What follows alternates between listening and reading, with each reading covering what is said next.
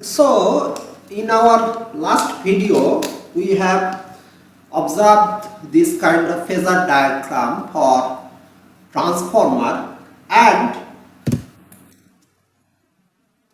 so in our last video we have observed this kind of phasor diagram for transformer, and there was certain question that I have raised but didn't give you the answer. That was here what we can figure out from this diagram, that V1 is equal to minus E1, or more precisely phasor E1 lags V1 by an angle 180 degree. The obvious question here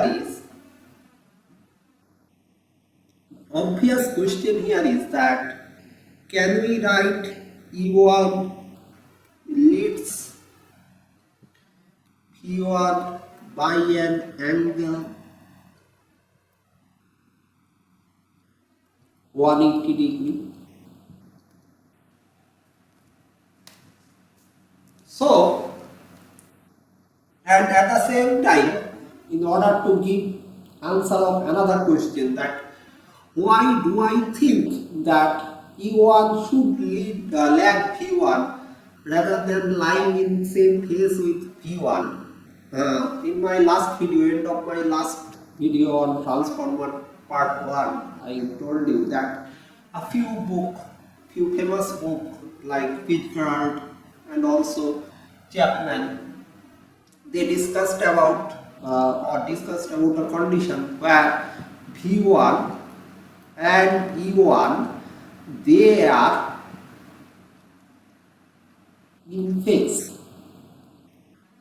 But I don't subscribe to this logic. I don't think so. So why do I have a different logic, and why do I think that this one is correct? So I would like to present my argument, and I want that you people also think about it, and I hope that if you think in this way, then in future you won't have any trouble of drawing phasor diagram of any system, any electrical system during its steady state operation. Although phasor diagram, drawing a phasor diagram is not a very big deal. It's not like winning a Nobel Prize or field medal, but it is important for steady state analysis. It gives us some idea. It helps us while solving problem of a system in steady state. So, phasor diagram is somewhat important to us, and we have already discussed in that phasor diagram videos. But here, whether E1 should lag P1. So, in order to understand this, here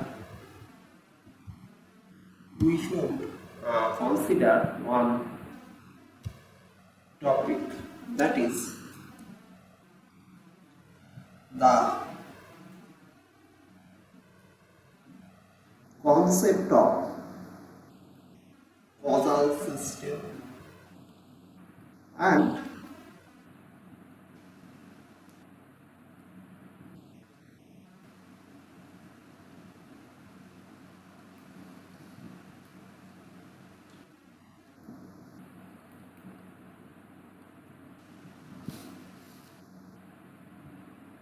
so without going to a formal description, because this is not a class of system theory, just let me discuss the very basic idea of causal system is that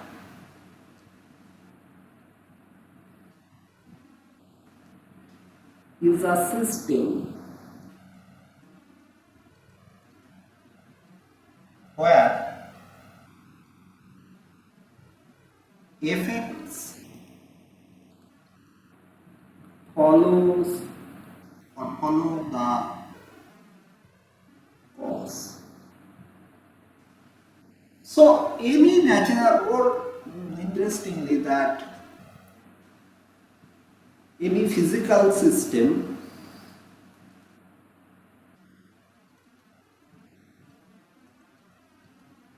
is a natural example of causal system.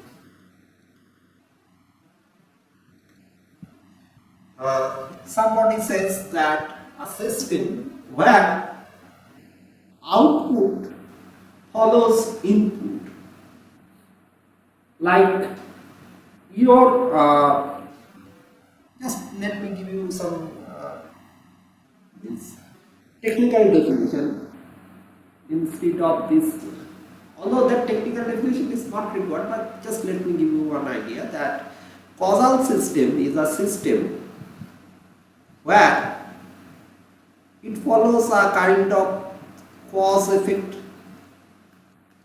relationship,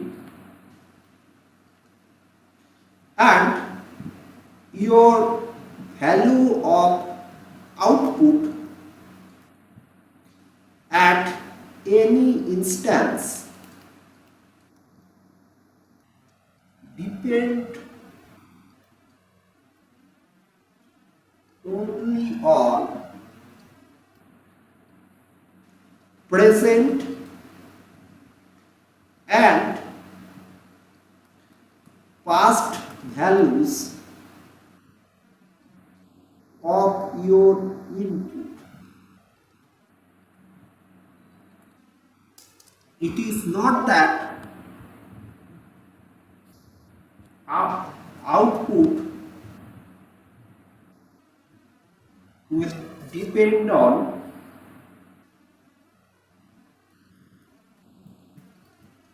it is not possible for a causal system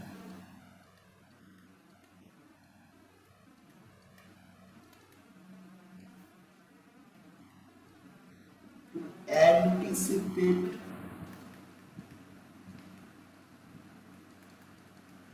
its input. So this is basically causal means a non-anticipating system, and obviously non-anticipating means like you can't anticipate, means it is difficult for you to, obviously if I give you some idea that what topic I am going to speak on or what, but it is very difficult for you to predict or anticipate what are the exact words I am going to utter. Even if you have an idea that today's topic of discussion is this, even whatever I am going to utter or whatever type of lecture I am going to deliver, even if I am a person who already uploads lecture notes, and from my lecture notes you just read the last year lecture notes and try to anticipate my future what type of discussion I am going to do, but you will never be able to anticipate that what are the words I am going to utter. And similarly, your learning, if although learning will have different components, but whatever you information or learning you will do combine uttered sentence or whatever lecture or whatever things I am going to utter, you have no control over it. Obviously, you have a control that you can discard yourself, discard this set of input from my end, that okay sir, his lecture is too poor to consider, so I will not hear at all. That is a different issue. But if you decide to listen to my lecture, then you have no choice that what type of lecture I am going to you can give me feedback. Based on that I can work, and I can with my future lecture I can try to improve my future lecture. But remember that future lecture, when that will appear, basically the corrective actions on that future lecture will be taken based on my past lecture, because it is impossible for you to anticipate the upcoming lectures. So whatever feedbacks you have given to me based on my past lectures, Even suppose, let us consider that at present I am dealing with chapter 6, and I suppose I have 40 chapters and all 40 chapters lectures are there. Last year 40 chapters lectures are there in the website or in YouTube or somewhere. So you read, at present we are dealing with chapter 7. So you can anticipate that next time sir will discuss chapter 8. So you read or you watch by start watching my last year chapter 8 video, and based on that you give me some input that when you will start or when you will discuss chapter 8, then we do expect these changes of chapter 8 videos this time. But so it may happen that when I am discussing chapter 7, you are commenting on chapter 8. But don't forget that your comment is based on my last year video lecture. That is already past. That is not present. And whatever I am going to, you give me some input. Based on that, you suggest some change. Now, how much I can incorporate, how much I can modify my lecture, my delivery style, that you will not able to know until unless you attend chapter 8. So until unless chapter 8 lecture, current year chapter 8 lecture becomes your present, you have no idea what type of input you are going to get. Similarly, what type of information you can gather from that, you have no idea. So this is an example of causal system. But so all physical systems are type of causal systems. So now why I am discussing, or I have been spending last 3-4 minutes on this causal system, because every natural system is a causal system. Now let us apply this understanding of this set of arguments here to understand the behavior of an ideal transformer or its phasor diagram. So your ideal transformer, as I have mentioned, its primary is like an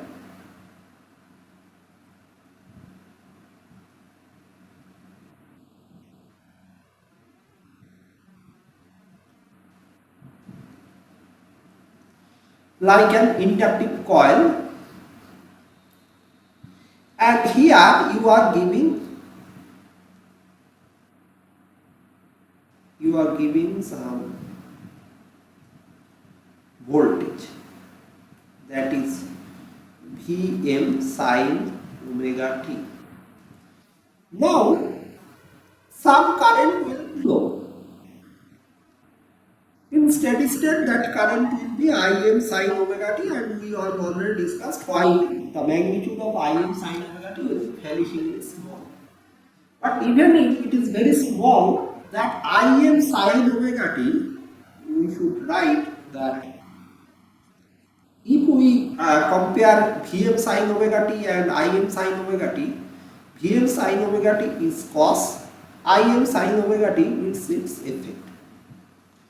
So accordingly, this Im sin omega t will produce that MMF. MMF is in phase with current.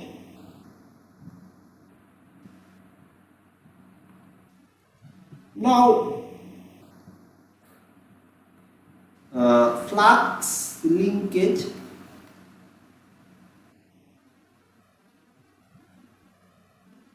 in that is also in phase with MMF, since reluctance is a real number.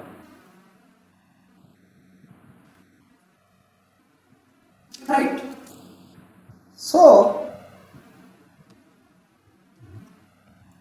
if we consider these two, then we can say that voltage is cos,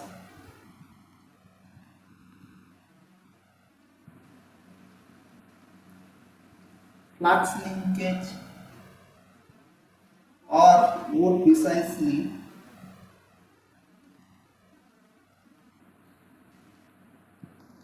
time varying flux linkage is its effect. Now, here voltage is your cos, this one is your effect, and who is cos for your induced EMF?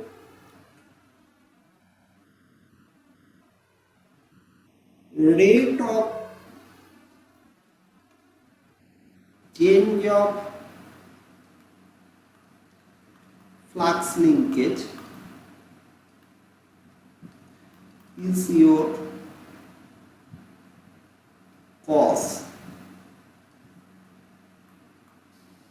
What is its effect? Effect is induced EMF or E1. So if that is the case, then if we write it step by step, then what we can write? First, voltage. This is applied voltage, or sometimes we say impressed voltage.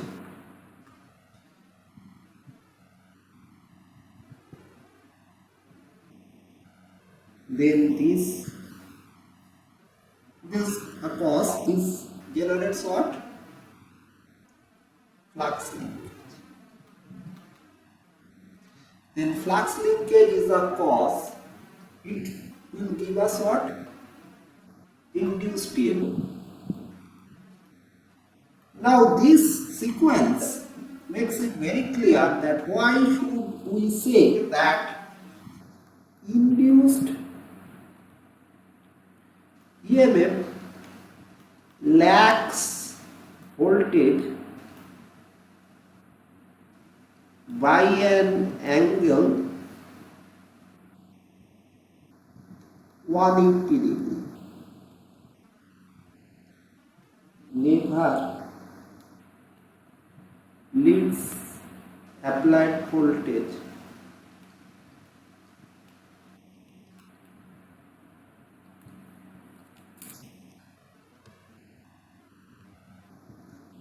So why it cannot lead our applied voltage? Because it is a cause, it is an effect. It is effect of flux variation, and flux variation itself is an effect of voltage.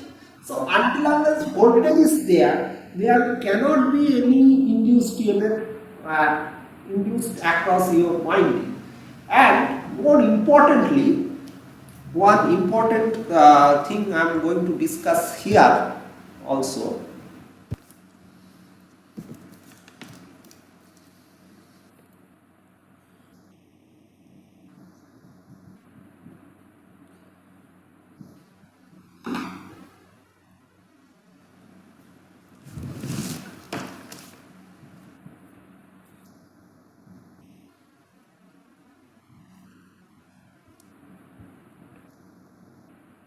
Now here I would like to highlight about another means I am going to mention two different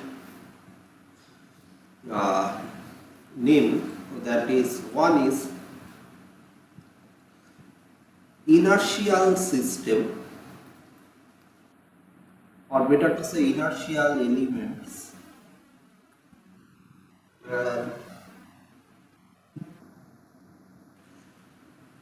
Not inertial, it will complicate the whole understanding.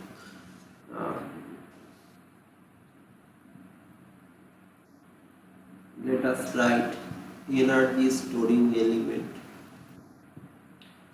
or someone says that elements with memory. So what is that energy storing elements? In electrical circuit, if you take other than semiconductor circuits, you have three basic components R, L, C. These are the three basic elements or basic components. Now, among them, if you consider R can only dissipate energy. It cannot store energy. But what about L and C? In case of L can store energy using this formula half Li square. And also C can store energy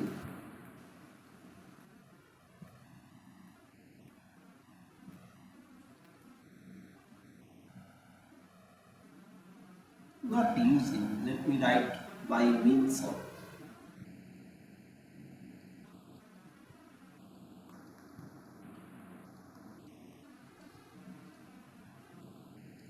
where IL is the inductor current and DC is the capacitor voltage. So it is interesting to note that these two elements, they are energy storing elements.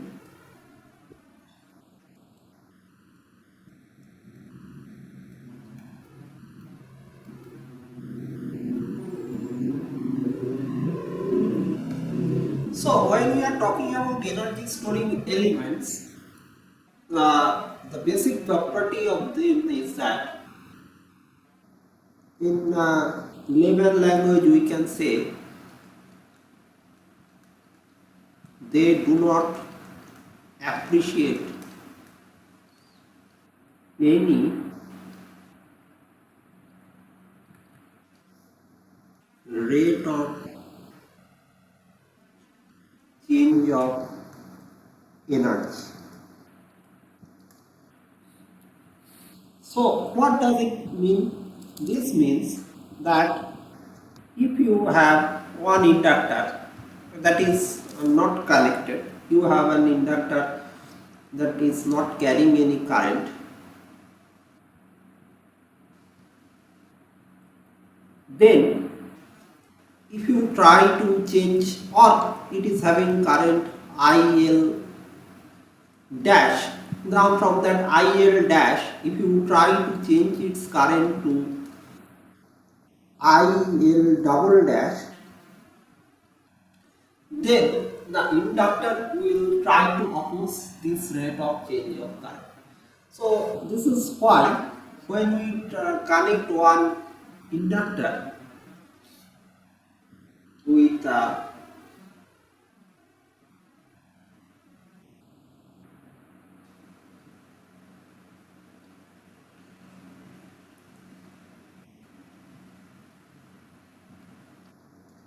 DC voltage source, initially inductor behaves like an open circuit.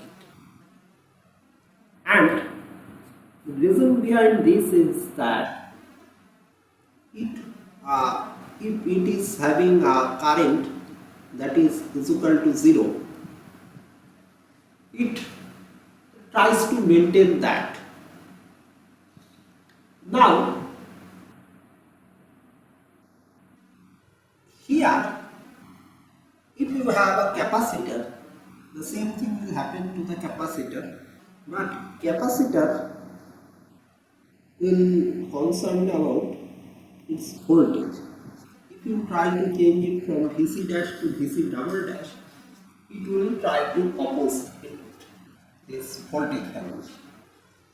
So all these things, all these VC double dash, they will means neither inductor appreciate any rate of change of energy, like it oppose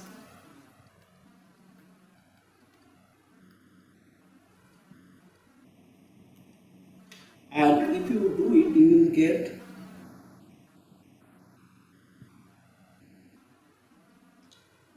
this rate of change, you will see it has something to do with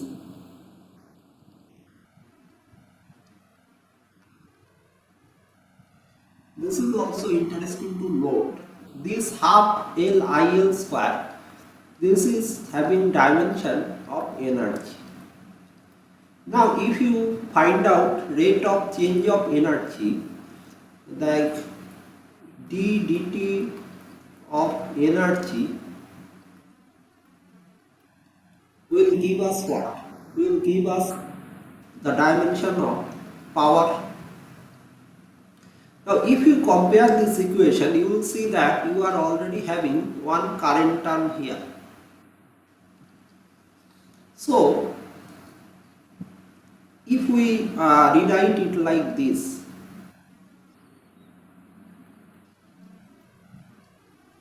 then obviously this is our current. The remaining item L DIL dt, that should have a dimension of voltage. Now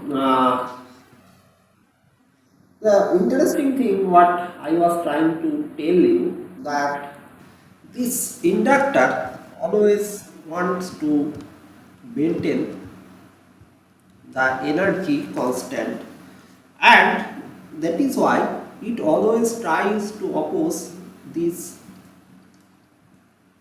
or tries to make this DIL dt is equal to 0.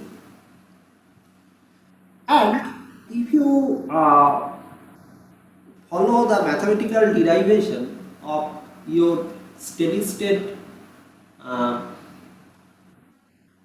reactance value offered by an inductor, I am talking about steady state reactance offered by an inductor.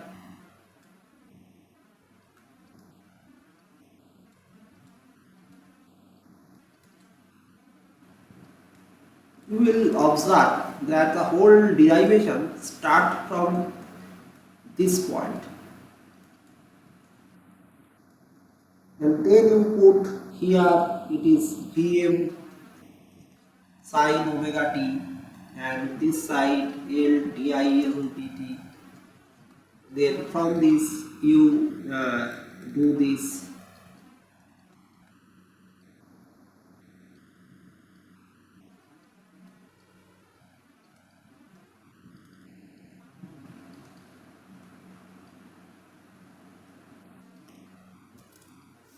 and how you get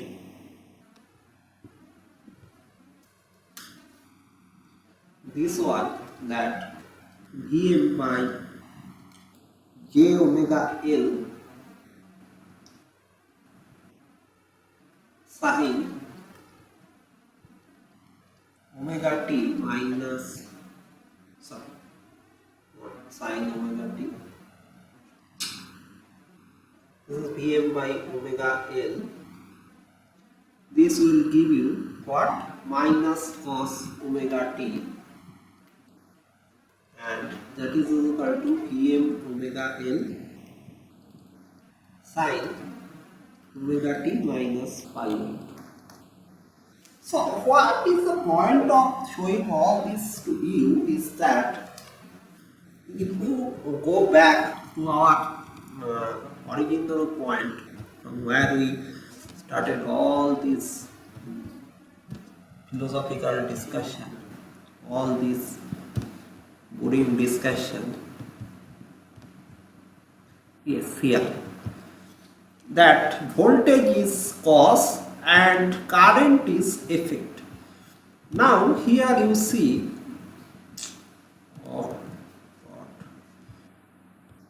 here you see that if our voltage is cause and current is our effect, then we can claim, this is a very important thing that we are going to claim, in steady state, not in, let me write during steady state.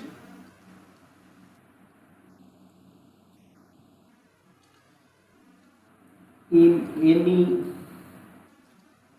energy storing element,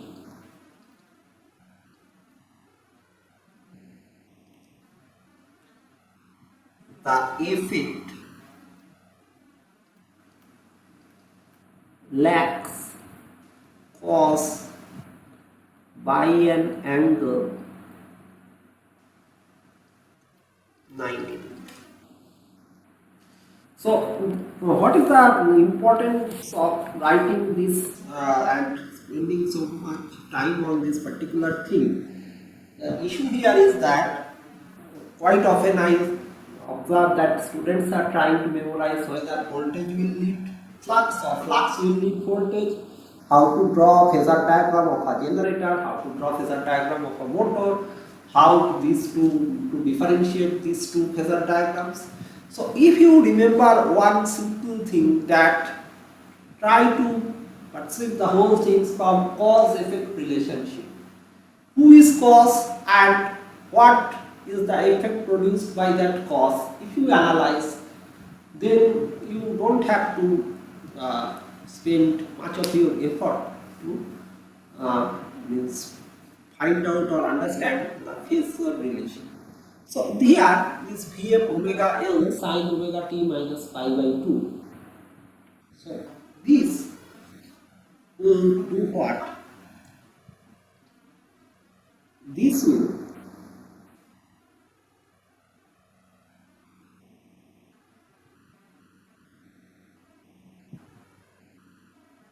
become this Vm omega L sin omega t minus pi by 2. Yes.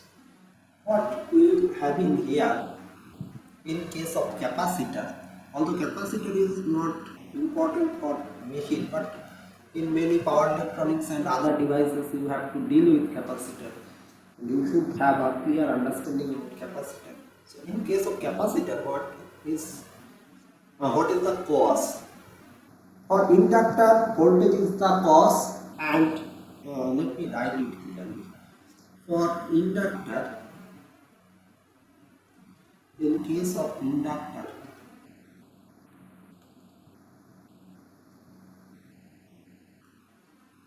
voltage is the cause and flux or current is the effect, and they lag behind 90. Now, what happened in case of a capacitor? In case of a capacitor, in case of a capacitor, what is cause? Cause is accumulation of charge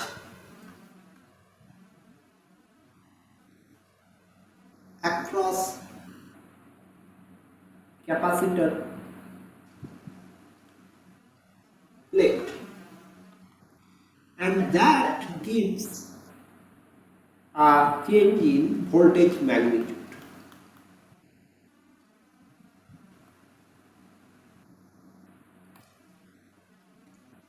So, in case of accumulation of charge across capacitor plates, means this accumulation, it indicates that this statement itself indicates it is not directly the charge, rather rate of change of charge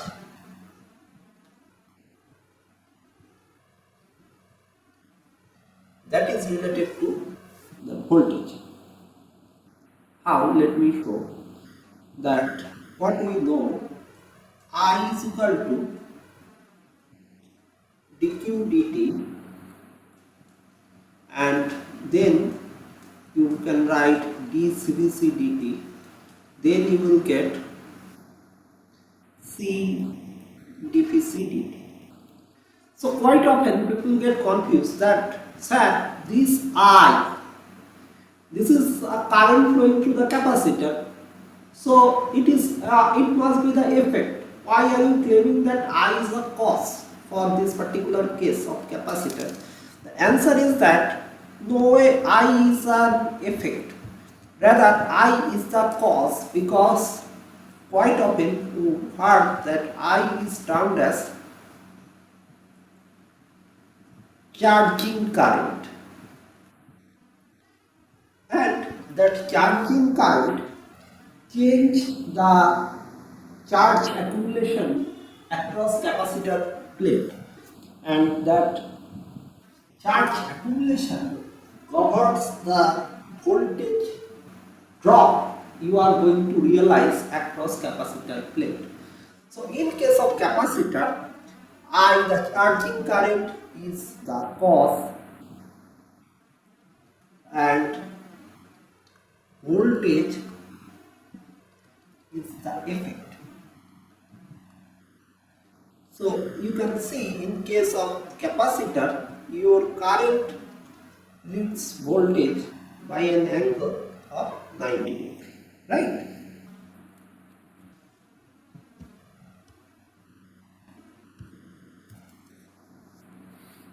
Now if I and P, they are we understand this cause effect relationship perfectly, and if we follow this cause effect relationship, we should not have any hesitation in accepting this fact, or any apprehension in accepting this fact that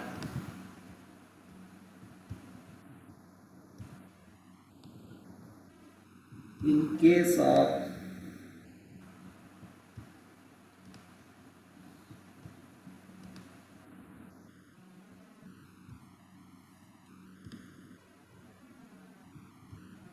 this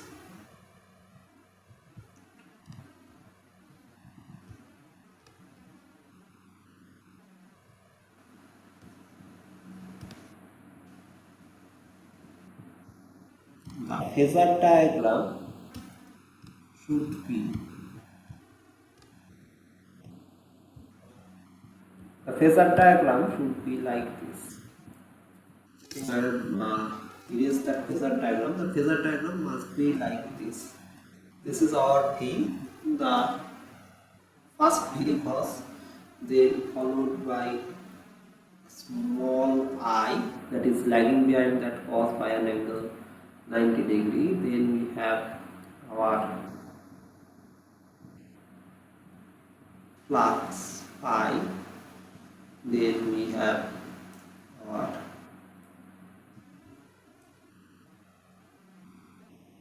E, that is exactly E1. So this is the phasor diagram of ideal no load transformer.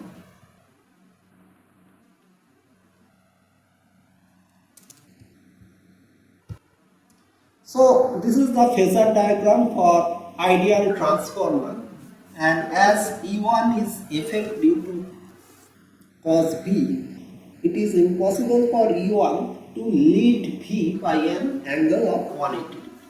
Now let us clean this one, and let us try to understand what will happen when we connect some load to our secondary side. So what will happen when we connect some load with our secondary side?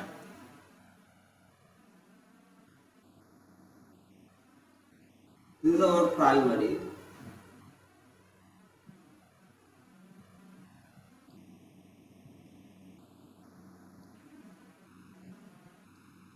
And this is our secondary side. Suppose if we connect some load secondary side.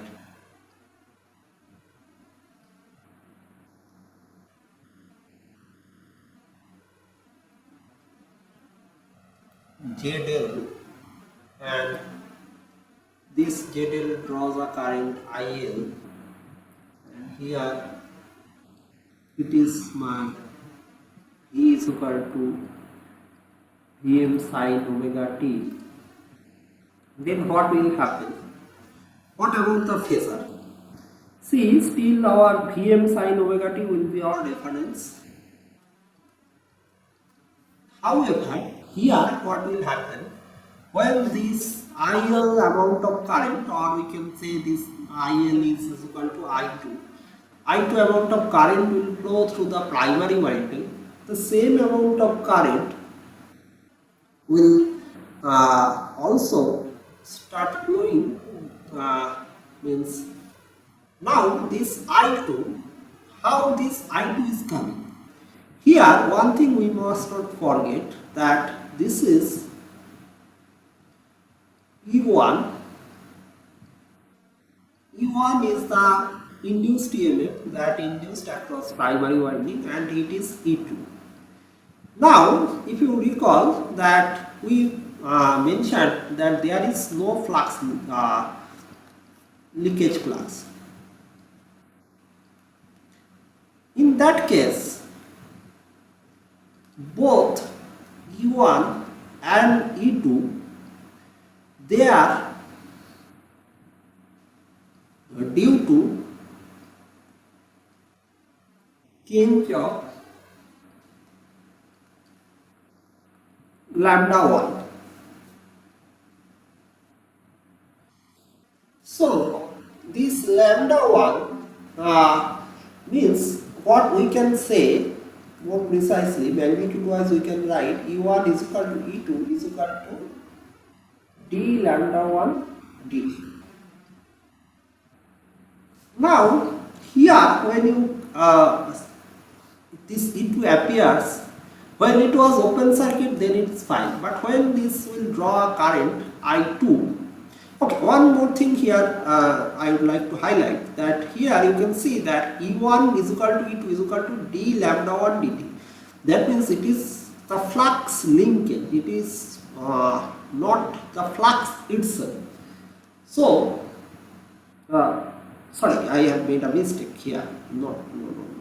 Here E1 and E2 both are due to this flux linkage, but remember this E1, this is due to this basically what we can say, this E1 is due to this d lambda 1 dt, and E2 is also due to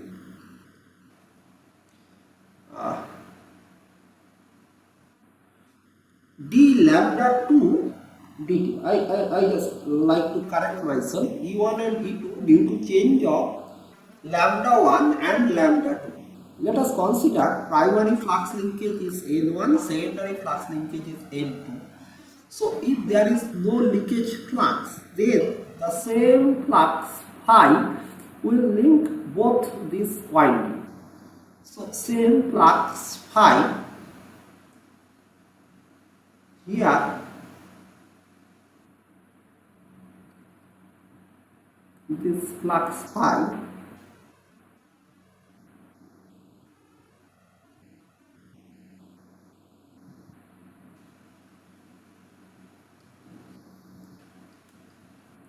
the flux phi links.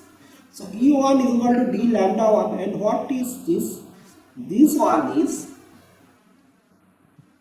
d dt of N1 phi, and this one is dN2 dt phi. So here we are getting, it is proportional to N1 d phi dt. This is proportional to N2 d phi dt. Now d phi dt is same for both the winding as there is no leakage flux, but these two gives us an important relation, that N1 by N2 is equal to E1 by E2. Anyway, another thing here we must consider, that when we connect a load, then some current will flow through the second terminal, and the magnitude of that current, I2 or IN, that will be V2 by ZL. And if this angle is theta, then this should be magnitude wise, it will be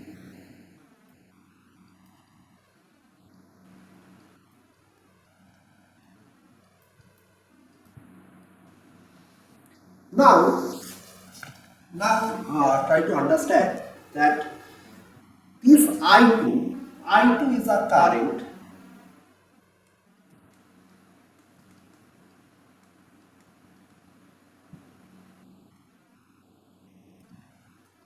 produced by E2. E2 is an EMF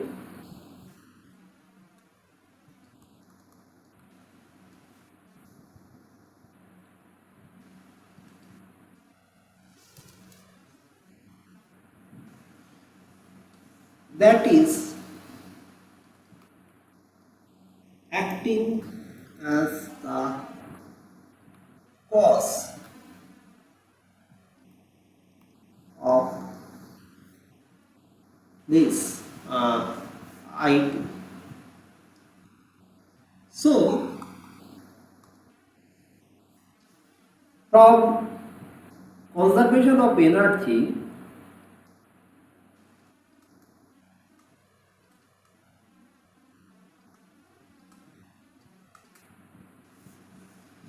I2 should do something to oppose the very cause, that is E2. Now, who is responsible for E2? E2 is generating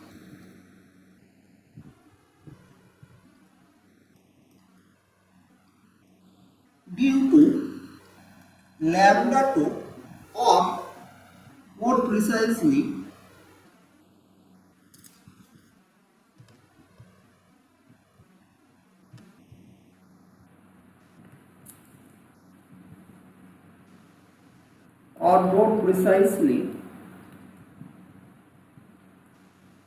the alternating flux phi. So this I2 will try to reduce the flux phi. And how it can reduce the flux phi? What is the very cause of flux phi production? Phi is MMF by reluctance. So, in order to reduce that flux, I2 will try to reduce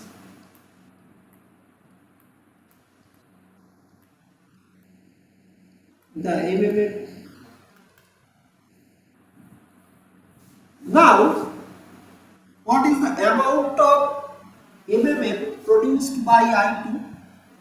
That will depend on the number of turns you are having here.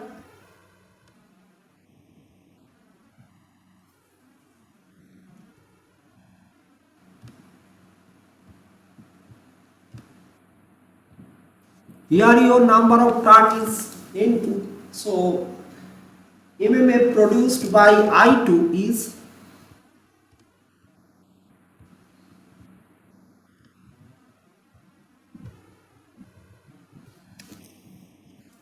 MMF produced by I2 will be N2 I2, and as this is in a tendency to demagnetize the original magnetizing MMF, we say this is demagnetizing MMF.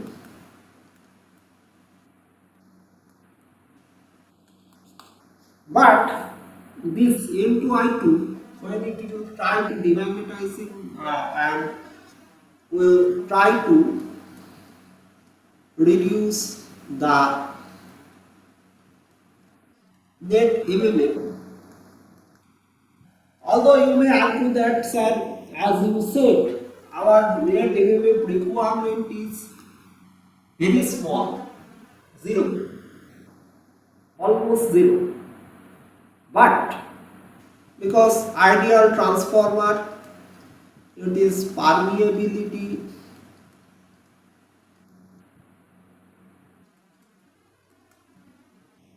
is very high and reluctance of the core is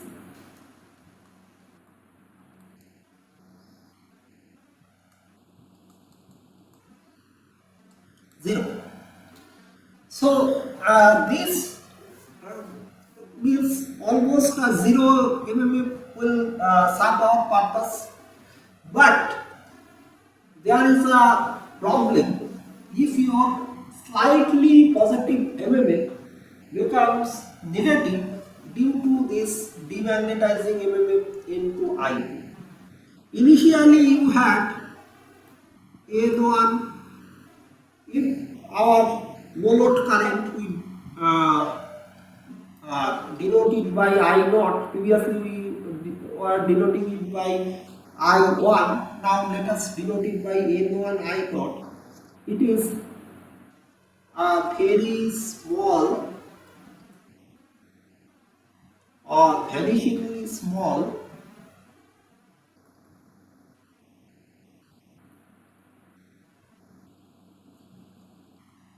positive number. So we need this vanishingly small positive number to exist. We cannot allow this M2I2 to make this vanishingly small positive number negative, because negative MMF will generate a situation where there will be the induced EMF will assist the applied EMF or applied voltage, and that will draw more current to your core. So this one, our net MMF is now net MMF is how much?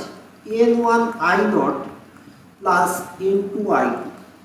Now when you have this, and as N2 I2 is demagnetizing in nature, now N1 I naught, momentarily you can think that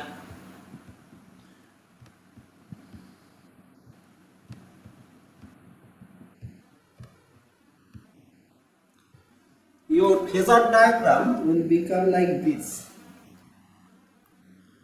This is V1.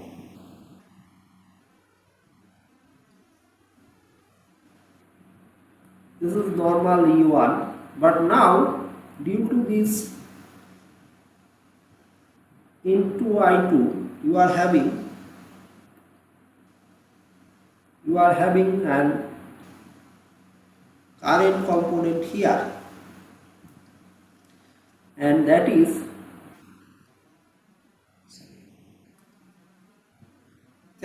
trying to maintain your flux in this direction. So if that is the direction of flux, then what will happen? This flux will, previously it was, what was our equation? First equation was V1 is equal to minus C1. Now if so V1 plus E1 is equal to 0, we had this equation. Now if you make it in this direction and V1 and E1 both of them become in phase, then this V1 or E1 they will start assisting each other. Like means if your demagnetizing MMF with this change, then your E1 will start assisting your V1, and what will happen? A net amount of voltage, that is V1 plus E1, that is not is equal to 0, will appear across your primary side, and that voltage will do what? What is our assumption? That our primary side is free from any resistance. So if primary side is totally resistance free, then the primary will start, there will be a huge flow of current in primary, but that primary current will try to set a flux, and that flux will try to oppose the very cause of it. So what I am trying to say, that whenever you connect a load, that N2 I2, this amount of demagnetizing MMF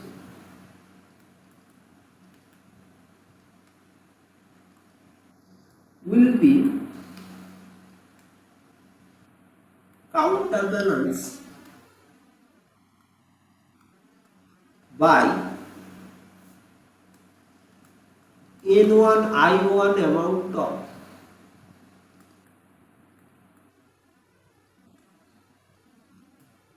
magnetizing MMF. If you have difficulty in visualizing whatever I just shared or told you, then think about a situation. If we see the primary side, as there is no resistance, V1 is equal to minus C1 is equal to minus N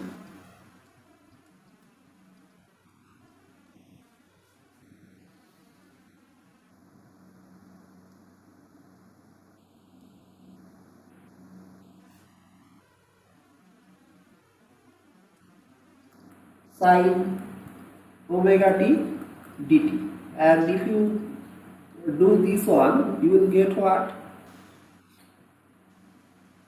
Omega phi n sin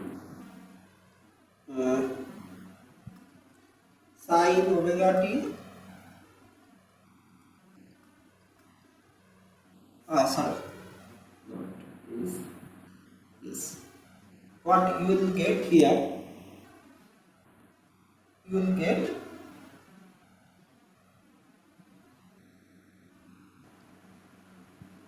minus minus plus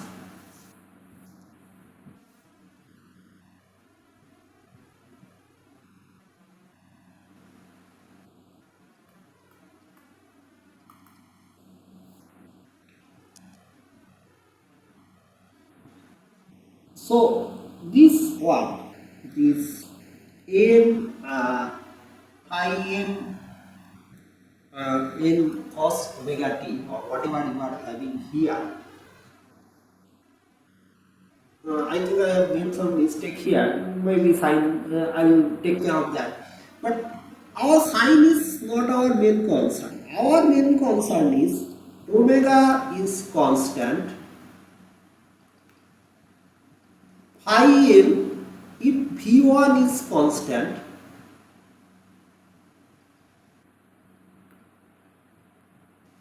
then this phi n has to be a constant, because our n1 number of terms is constant. So if you consider the magnitude, one side you have Vm sin omega t, another side you have omega phi m in cos omega t. So these two sides must be constant, otherwise you will never realize the desired balance. What I am trying to say, that for a given supply with Vm and omega constant, flux phi m or maximum value has to be a constant number. If that is the case, then how to keep keep the flux phi on constant without changing its phase, without changing anything. This N1 I1 amount of magnetizing MMF is required. So basically that leads us to a situation where we can say magnitude wise N1 I1 is equal to N2 I1, and therefore N1 by N2 is equal to I1 by I2. And also these two should act in such a direction that this your primary current is N1 I1 plus N1 I0. This is your primary MMF.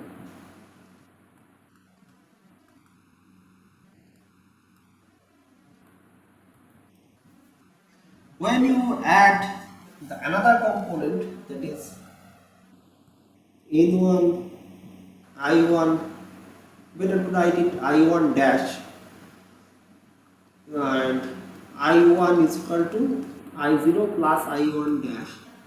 So N1 I1 dash plus N2 I2, this should be 0. This should be 0 because we can't afford our main MMF or no load MMF that is getting altered into this. So if that is the case, then what type of phasor diagram we will be getting here?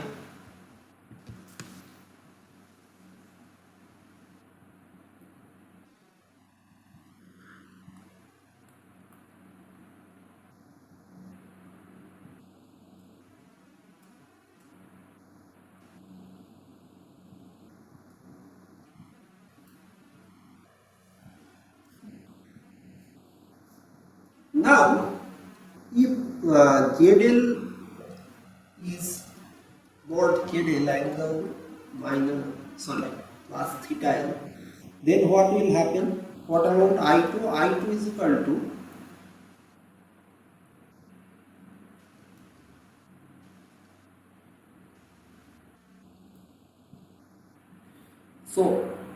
this I2 phasor should lag theta L by an E2 by an angle theta L minus theta L. So this is my I2 phasor. This angle is theta L. Now this theta L, this what we know, that N1 I1 or I1 dash plus N2 I2 dash N1 N2 I2 should be is equal to C. So this I2, when we will try to find out its corresponding current, here we will get something. This will also theta L, but the magnitude of this current, that is reflection of secondary current,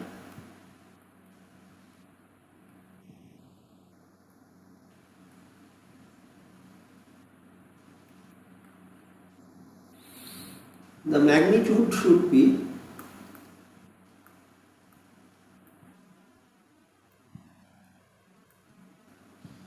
then what about your that small current? This is our N1 I0. I0 is very small, so resultant current will be this. Resultant current will be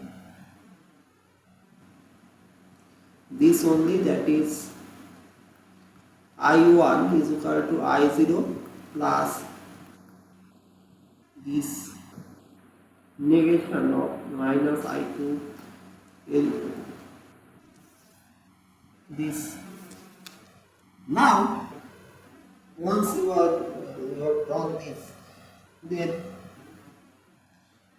this is your flux that remains constant.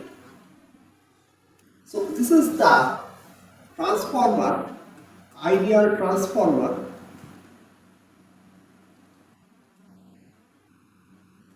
with load. See the beauty that whatever load power factor you have connected here, that power factor angle of the load was theta L lagging.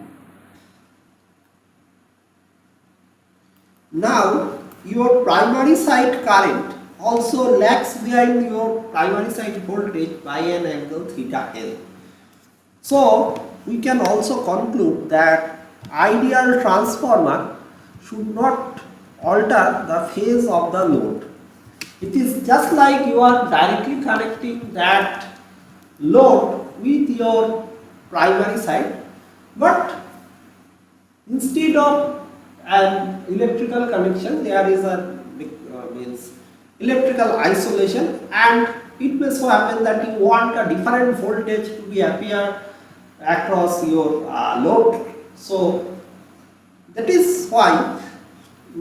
So what I am trying to say, suppose you are having a supply 440 volt and your load is 220 volt load with power factor say 0.5 pm, then 220 volt 0.5 pm and its power say 110 watt. This is your load. Then what will happen? You are having primary 440 volt.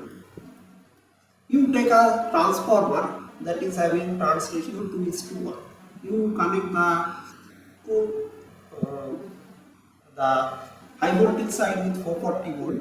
Then automatically across low voltage side you will get 220 volt.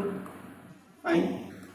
Now this 220 volt, then what you have to drop, sorry, don't get confused, this is my 440 volt, this is minus E1, and then I am having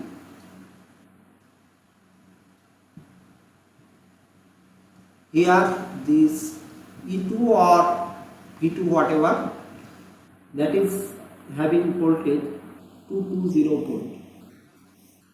Now in this 0.5 power factor, if you take cos inverse 0.5, then it will give you 60 degree. And what should be the value of the current? 110 by 220 into 0.5. So current is 1 ampere. So 1 ampere current will flow and that will lag by an angle of 60 degree. So here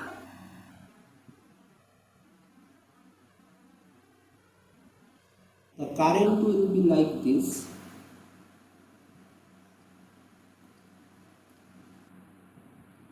Current will be like this.